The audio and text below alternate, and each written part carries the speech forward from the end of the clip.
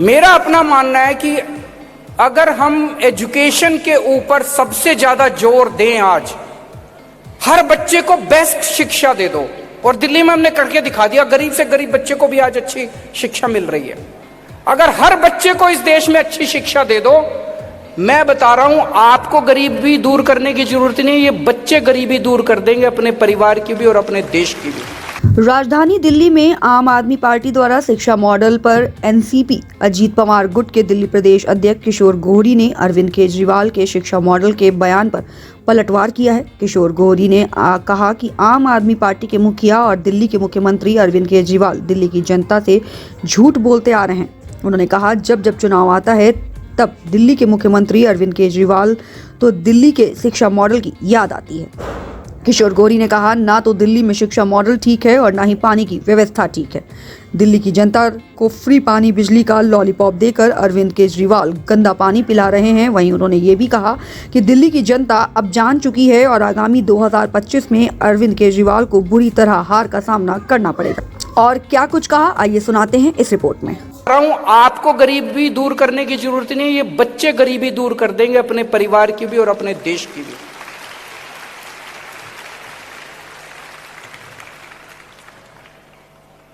दिल्ली के अंदर भी पहले दो किस्म के शिक्षा सिस्टम थे, जैसे पूरे देश के अंदर। एक था प्राइवेट स्कूल और एक थे सरकारी स्कूल। अगर आपके पास पैसा है तो आप अपने बच्चे को प्राइवेट स्कूल में भेजो, और अगर आपके पास पैसा नहीं है तो मजबूरी में लोग अपने बच्चों को सरकारी स्कूल में भेजते थे। सरकारी स्कूल में पढ़ाई के नाम पे कुछ भी नहीं थी, ना कोई फैसिलिटीज थी, ना कुछ था। और प्राइवेट स्कूलों में भी ऐसा नहीं कि सारे प्राइवेट स्कूल बहुत अच्छे थे, लेकिन हर आदमी सोचता था, गरीब आदमी भी सोचता, दो पैसे कमा के मैं अपने बच्चे को प्राइवेट में ही भेजूं। आगामी लोकसभा चुनाव की तैयारी शुरू हो गई है और लगातार जिस तरीके से आप देख रहे होंगे कि दिल्ली के मुख्यमंत्री अरविंद केजरीवाल कई राज्यों में आगामी लोकसभा चुनाव की तैयारी के लिए गए हुए हैं, और अब 2-3 वीडियोज़ उनकी वायरल हो रही हैं लगातार कि दिल्ली में शिक्षा मॉडल की बात वो कर रहे हैं, दिल्ली में शिक्षा का अच्छा स्तर बता रहे हैं, दिल्ली मॉडल की वो बात कर रहे हैं, और कहीं ना कहीं आगामी लोकसभा चुनाव की वो तैयारी कर रहे हैं। और आने वाले 2025 में विधानसभा चुनाव भी आ रहे हैं। इसी बीच एक भव्य मंदिर का शुभारंभ भी आपने देखा होगा, 550 साल के बाद प्राण प्रतिष्ठा प्रधानमंत्री नरेंद्र मोदी जी ने की है। इन तमाम मुद्दों पर बातचीत करने के लिए हमारे साथ मौजूद हैं एनसीपी अजीत पवार गुट के दिल्ली प्रदेश अध्यक्ष किशोर गोहरी जी। सर, सबसे पहले बहुत बहुत स्वागत है आपका द न्यूज एक्सप्रेस चैनल में। मैं जनता जनार्दन को नमस्कार करूंगा, प्रणाम। सर, ये बताइए, सबसे पहले तो ये बताइए कि राम मंदिर का भव्य शुभारंभ हुआ कल और पूरे देश ने दिवाली मनाई, पटाखे फोड़े, कल लगा कि वाकई में दिवाली अब आई है। कैसा लग रहा है 550 साल के बाद झोपड़ी में से रामलला अपने महल में पहुंचे हैं? तो इस राम मंदिर के कल जो उद्घाटन हुआ, प्राण प्रतिष्ठा हुई, इसके ऊपर मैं अपने समस्त देश की जनता को हार्दिक बधाई देता हूं और शुभकामनाएं देता हूं। और राम जी से हाथ जोड़ के विनती करूंगा, प्रार्थना करूंगा कि हमारे देश में अमन और शांति दे, तरक्की दे, लोगों को रोजगार दे और सम्मति दे। लेकिन इसी बीच कहीं ना कहीं तमाम लीडरों ने, जो विपक्षी लीडर हैं, उन्होंने इस मुद्दे को राजनीतिक मुद्दा बताया, आगामी लोकसभा चुनाव का मुद्दा बताया है कि राम मंदिर की प्राण प्रतिष्ठा इसलिए की जा रही है क्योंकि आगामी लोकसभा चुनाव आ रहा है और चुनाव के मुद्दों को देखते हुए की जा रही है, ताकि वोट मिल सके भाजपा को। देखो, हर इंसान की अपनी सोच है ना। कोई किसी चीज़ को नेगेटिव सोचता है, कोई पॉजिटिव सोचता है। तो विपक्ष है तो विपक्ष का काम तो बोलना है ना। तो आप मानते हैं कि चुनाव का मुद्दा नहीं है ये? देखो, इसके ऊपर हम अगर बहस करें चुनाव का मुद्दा है कि नहीं, अभी तो ये मुद्दा है कि हमारे देश में एक मंदिर में प्राण प्रतिष्ठा हुई राम जी की, और राम जी की देखा जाए उनके जीवन काल में, अब जब राम राज्य था, हर इंसान को तवज्जो मिल रही थी, इज्जत मिल रही थी, चाहे वो किसी धर्म का हो। अब यहाँ देखिए कि एक धोबी के कहने पे उन्होंने लोगों को सबक शिक्षा देने के लिए अपनी बीवी का त्याग किया। किस लिए? दिखाने के लिए। देखो, जो प्रजा है, जो जनता जनार्दन है, जो कि नेताओं को बनाती है, उसकी तवज्जो क्या होनी चाहिए, उसकी मतलब टिप्पणियाँ करना ध्यान नहीं देना चाहिए, लेकिन ये देना चाहिए कि 500 के साल के बाद रामलला अपने महल में आए हैं। जी, ये ध्यान देना जी, चाहिए। ये बहुत खुशी की बात है, उल्लास की बात है ना। खुशी की बात है। दिल्ली के मुख्यमंत्री अरविंद केजरीवाल लगातार अपने संबोधन में दिल्ली मॉडल की बात कर रहे हैं। चाहे वो कहीं भी जाए, गुजरात जाए तो वहाँ दिल्ली मॉडल की बात करते हैं, शिक्षा की बात करते हैं, दिल्ली के अच्छे स्कूलों की बात करते हैं, फ्री बिजली, फ्री पानी की बात करते हैं। क्या मानते हैं? कौन से अच्छे स्कूल की बात करते हैं केजरीवाल जी? केजरीवाल जी ने जो एक डमी बना रखी है लिपा पोती करके, हर जगह तो वही नजर आती है। केजरीवाल जी कल आपने अपने भाषण में बोला कि अब लोगों ने गवर्नमेंट स्कूलों में जाना शुरू कर दिया। अब शुरू कर दिया, 4 साल कहाँ थे? उससे पहले कहाँ थे? इसका मतलब उसके पहले नील बड़ा जीरो थे आप। थोड़ा एक परसेंटेज बताएंगे, कितने % लोग जाते हैं गवर्नमेंट स्कूलों में? आपके घर, आपके परिवार में से कितने लोग जाते हैं गवर्नमेंट स्कूल में पढ़ने के लिए? क्या मानते हैं आप? चुनावी मुद्दा ये लोगों को बेवकूफ़ बना रहे हैं, झूठ बोल रहे हैं। और ये मैं आपसे ये रिक्वेस्ट करूंगा, झूठ बोलना बंद करें।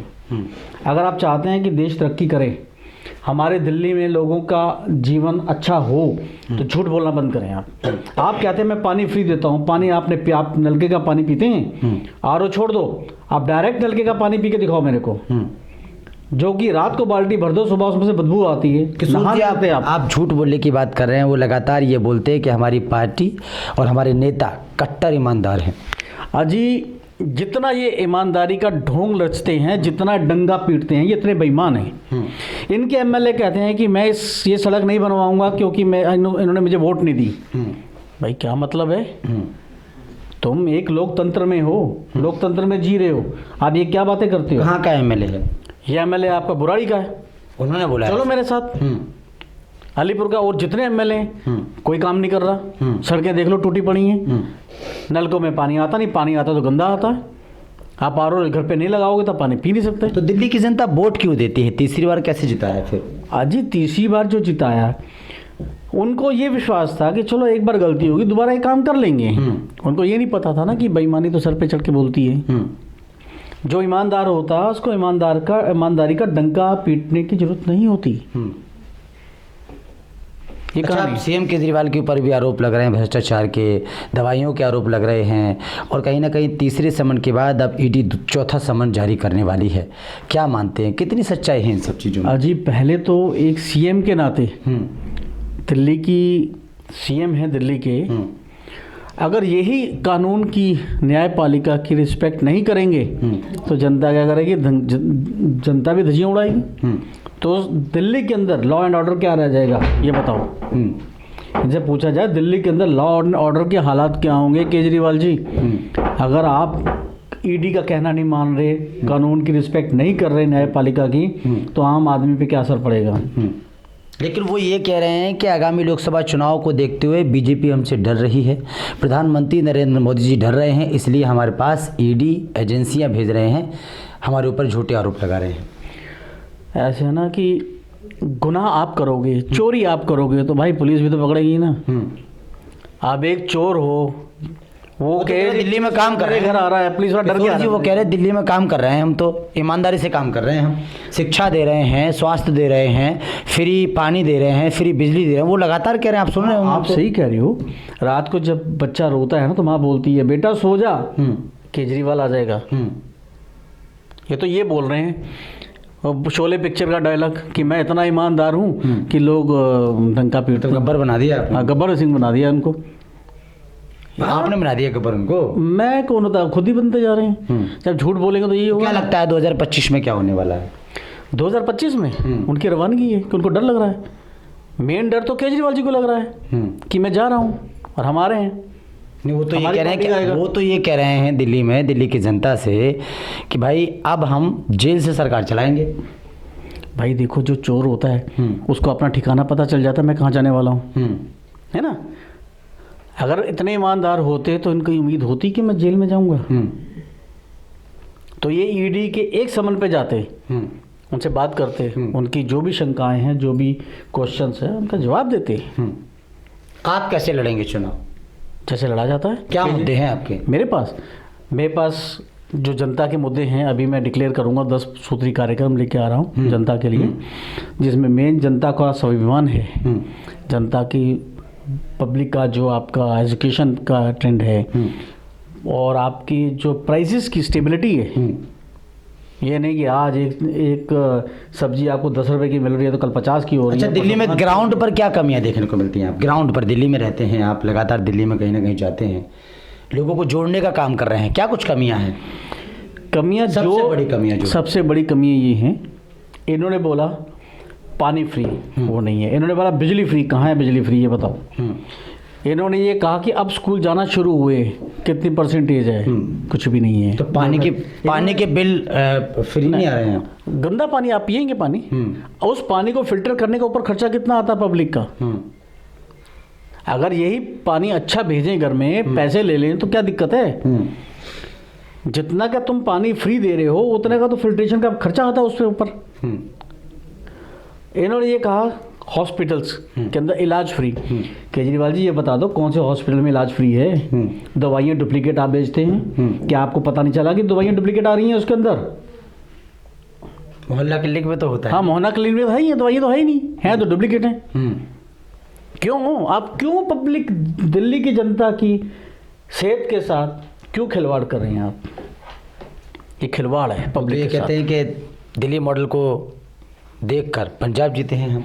अजीत, दिल्ली में शराब का पैसा लेके तुमने पंजाब में लगाया, पंजाब में लगा के आपने पैसा खर्च के वहाँ से सरकार निकाली झूठ बोल के। नहीं तो दिल्ली में आपने एक के साथ एक बोतल फ्री दी, ये पैसा कहाँ से आया आपके पास?